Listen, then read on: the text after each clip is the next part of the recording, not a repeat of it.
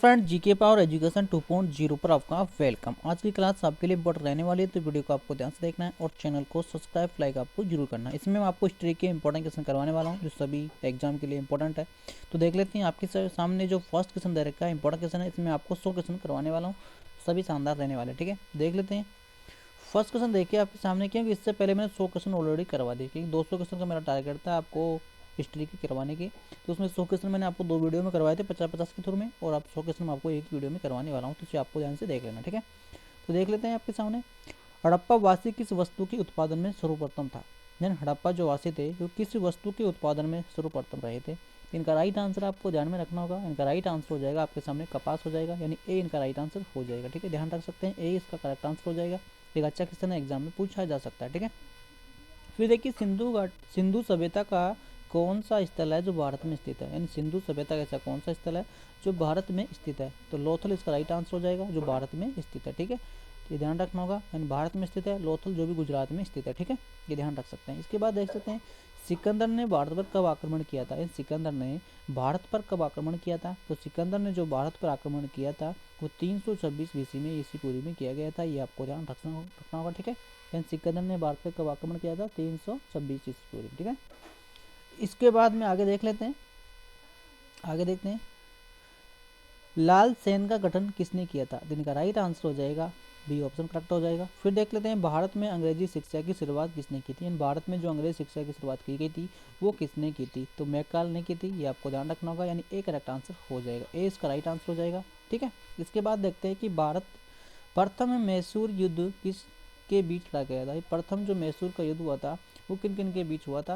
यानी कि फर्स्ट की बात कर रहा है, तो ब्रिटेन से और हैदर अली के बीच में ये हुआ था। ठीक है, यानी ब्रिटेन्सों के बीच और हैदर अली के बीच में हुआ था प्रथम जो मैसूर का युद्ध हुआ था। ठीक है, फिर देखते हैं सती प्रथा पर प्रथम किसने लगाया था? सती प्रथा पर प्रथम लगाया था लॉर्ड विलियम बेटिंग ने लगाया था। ये ध्यान रख सकते हैं। ठीक है, यानी सती प्रथा पर जो प्रथम लगाया गया था किसने लगाया था? सी करेक्ट आंसर हो जाएगा। किस वर्ष में म्यांमार भारत के वर्ष से अलग हुआ था? यानी कौन से ऐसा वर्ष था जिसमें म्यांमार भारत से अलग हो गया था? तो इनका राइट आंसर हो जाएगा 1937, इसका राइट आंसर हो जाएगा। ठीक है, फिर देखते थे कि पंचतंत्र किसके द्वारा लिखा गया था? ये लिखा गया था आपके विष्णु शर्मा के द्वारा। ठीक है, ये भी एक अच्छा क्वेश्चन है, एग्जाम में पूछा जा सकता है, यानी कि इसका राइट आंसर आपके बी ऑप्शन हो जाएगा। ठीक है, फिर देखते हैं रामचरितमानस महाकाव्य कविता किस भाषा में लिखी गई थी? यानी रामचरितमानस महाकाव्य थी कौन सी भाषा में लिखी गई थी? तो अवधी भाषा में लिखी गई थी। एक अच्छा क्वेश्चन है ये भी। रामचरितमानस थी महाकाव्य कविता किस भाषा में लिखी गई थी? तो अवधी भाषा में ये लिखी गई थी, इसी करेक्ट आंसर हो जाएगा। फिर देखिए कलिंग का युद्ध कौन से वर्ष में लड़ा गया था? तो कलिंग का युद्ध आप सभी ध्यान रखना होगा 261 BC, इसका राइट आंसर हो जाएगा। ठीक है, फिर देखिए अशोक राजवंश के एक सम्राट थे, तो कौन से राजवंश के सम्राट थे अशोक? तो ये मौर्य वंश के हो जाएंगे, यानी अशोक मौर्य वंश के राजवंश के सम्राट थे, ये ध्यान रख सकते हैं। ठीक है, इसके बाद देखते हैं बिंदुसार किस राजवंश के थे? तो बिंदुसार भी आपको ध्यान रखना होगा हर्यक वंश के हो जाएंगे। ठीक है, फिर देखते हैं भारतीय इतिहास में किसका प्रशासन भारत का स्वर्ण युग कहलाता है? तो वो कहलाता है गुप्त साम्राज्य का। ठीक है, यानी कि जो भारत का हड़प भारतीय इतिहास में किसका जो शासन है भारत का स्वर्ण युग कहला जाता है? तो मुगल सम्राट का कहा जाता है। ठीक है, फिर आगे देखते हैं त्रिपिटक से संबंधित होता है, त्रिपिटक हो जाएगा बुद्ध से संबंधित। ठीक है, फिर देखिए अजात शत्रु किसका बेटा था? अजात शत्रु हो जाएगा बिंबुसार का, अजात शत्रु हो जाएगा बिंबुसार का बेटा था। ठीक है, फिर देख लेते हैं औरंगजेब की मृत्यु के समय मराठों का नेतृत्व किसके पास हुआ था? तो ये हुआ था आपका राइट आंसर हो जाएगा ताराबाई। ठीक है, यानी औरंगजेब की मृत्यु के समय मराठों का नेतृत्व किसके पास था? तो ताराबाई के पास था। ठीक है, फिर देखते हैं शिवाजी ने मुगलों को किस युद्ध में हराया था? तो शिवाजी ने मुगलों को कौन से युद्ध में हराया था? तो ये हो जाएगा आपके सामने सी करेक्ट आंसर हो जाएगा। फिर देखते हैं अष्टप्रधान का गठन किसने किया था? अष्टप्रधान का जो गठन किया गया था वो शिवजी ने किया था। किसने किया था? शिवजी, इसका राइट आंसर हो जाएगा। फिर देख लेते हैं शिवजी के गुरु का क्या नाम था? तो रामदास, इसका राइट आंसर हो जाएगा। शिवजी के जो गुरु थे उनका रामदास नाम हो जाएगा। ठीक है, फिर देखिए प्रथम अंग्ल मराठी युद्धों के समय गवर्नर जनरल कौन थे? तो वरन हेंगस्टिंग हो जाएंगे, यानी कि इसका राइट आंसर हो जाएगा आपके सामने ए ऑप्शन। ठीक है, फिर देखिए पुरंदर की संधि कब की गई थी? ये की गई थी 1665 में। ठीक है, 1665 आप ध्यान रख सकते हैं। फिर देख लेते हैं सिक्कों के छठे गुरु कौन थे? सिक्कों के छठे गुरु हो जाएंगे गुरु हरि गोविंद हो जाएंगे, यानी कि 20 का राइट आंसर हो जाएगा। फिर देख लेते हैं सिक्कों को अमृतता देकर खालसा पंथ की स्थापना किसने की थी? तो वो की गई थी गुरु गोविंद सिंह ने की थी, यानी कि बी राइट आंसर हो जाएगा। फिर देखिए गुरु अमरदास किसके समकालीन थे, तो गुरु अमरदास हो जाएंगे आपके अकबर के समकालीन थे। किसके थे, अकबर के, ठीक है। फिर देखिए किस गुरु को सच्चा बादशाह कहा गया था, तो किस गुरु को कहा गया सच्चा बादशाह, गुरु अर्जन देव को कहा गया था। कौन से ऐसे गुरु थे जिसे सच्चा बादशाह कहा गया था, गुरु अर्जन देव को कहा गया था, ठीक है। निम्नलिखित में से किस सिख गुरु का मूल नाम लहना था, तो वो हो जाएगा गुरु अंगद देव थे, ठीक है। फिर देखिए भारत में फ्रांसीसियों ने अपना सबसे पहला कारखाना कहाँ लगाया था, तो सूरत में लगाया था, ठीक है। यानी फ्रांसीसियों ने अपना पहला जो कारखाना लगाया था वो आपके सूरत में लगाया गया था, ठीक है।